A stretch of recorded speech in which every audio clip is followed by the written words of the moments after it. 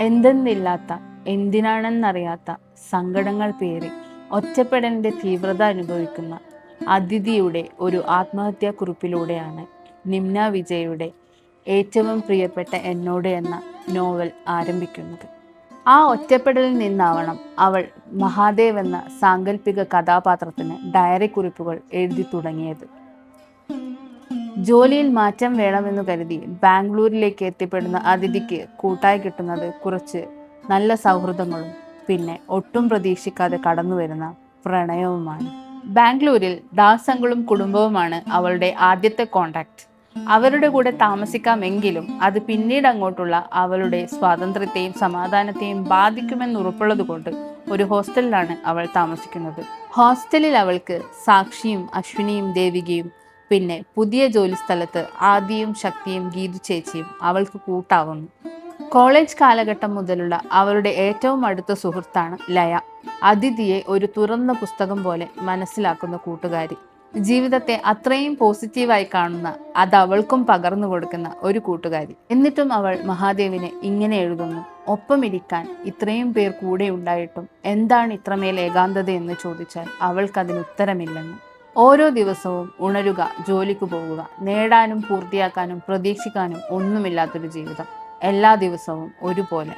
ഒരിക്കലും വരില്ലെന്നറിയാമായിരുന്നിട്ടും അതിഥി കാത്തിരിക്കുന്നത് മഹാദേവിന് വേണ്ടി മാത്രമാണ്. മഹാദേവിന് കുറിപ്പുകൾ എഴുതുന്ന ഡയറി അവൾ ചായക്കടയിൽ മറന്നു വെക്കുന്നതും ശരൺ വാസുദേവ് അത് കണ്ടെടുത്ത് അവളെ തിരിച്ചേൽപ്പിക്കുന്നതും മുതൽ അവളുടെ ജീവിതം പതിയെ മാറി തുടങ്ങും.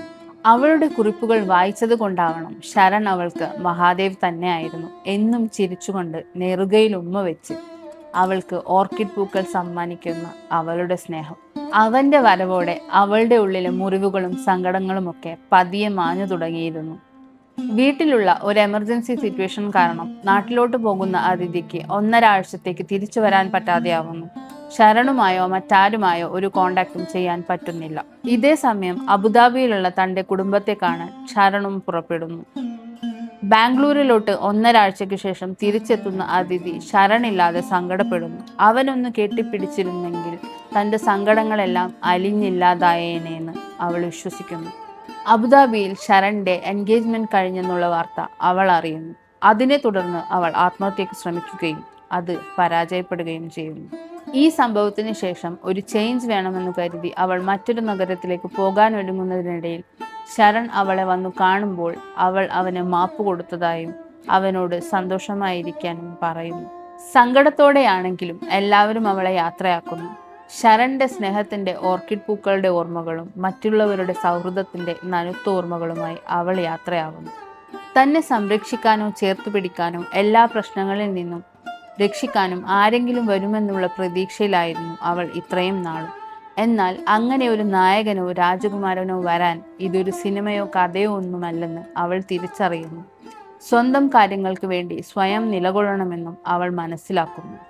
ഈ നോവൽ തീരുന്നതും ഒരു കുറിപ്പോടെ തന്നെയാണ്. അതിഥി അവൾക്കു തന്നെ എഴുതുന്ന ഒരു കുറിപ്പോടെ, അവൾക്കിപ്പോൾ ലോകത്തിൽ ഏറ്റവും ഇഷ്ടം അവളെ തന്നെയാണെന്ന് പറഞ്ഞുകൊണ്ട്. ഈ ബുക്ക് വായിച്ചു വരുമ്പോൾ ഇതിലുള്ള എല്ലാ കഥാപാത്രങ്ങൾക്കും ചെറുതും വലുതുമായ കഥകളുണ്ട്. അവരുമായി നമുക്ക് എളുപ്പം കണക്ട് ചെയ്യാൻ പറ്റും.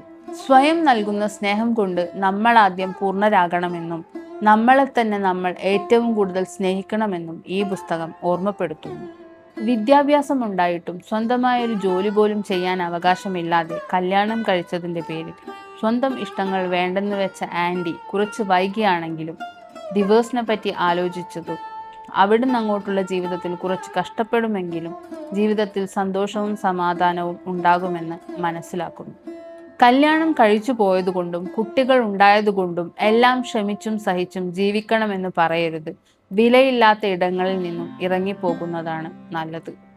ഞാൻ ഈ ബുക്ക് വായിക്കുന്നത് 2ാമത്തെ തവണയാണ്. കഴിഞ്ഞ വർഷം ഈ ബുക്ക് വായിച്ചപ്പോൾ എനിക്കുണ്ടായ ചിരിയും ചിന്തയും കണ്ണീരും എല്ലാം ഈ തവണയും ഉണ്ടായി. ഇതൊന്നും ഈ എഴുത്തുകാരിയുടെയും പുസ്തകത്തിൻ്റെയും വിജയമല്ലെങ്കിൽ പിന്നെന്താണ്? നിങ്ങൾക്ക് എന്താണ് തോന്നുന്നത്? ഇതിനോടകം ഈ പുസ്തകം വായിച്ചവരുണ്ടെങ്കിൽ അഭിപ്രായം പറയുമല്ലോ. അല്ലാത്തവർ എന്തായാലും ഒന്ന് ട്രൈ ചെയ്ത് നോക്കൂ. ഏറ്റവും പ്രിയപ്പെട്ട നിന്നോട് എന്ന പേരിൽ ഇതിനൊരു 2ാം ഭാഗം കൂടിയുണ്ട്. പുസ്തകം കയ്യിൽ കിട്ടിയാലുടൻ അതിൻ്റെ റിവ്യൂ വരുന്നതാണ്. ഞാൻ കൊണ്ടുവരുന്ന കണ്ടന്റ് ഇഷ്ടമാകുന്നെങ്കിൽ എന്നെ സപ്പോർട്ട് ചെയ്യുമല്ലോ. Thank you.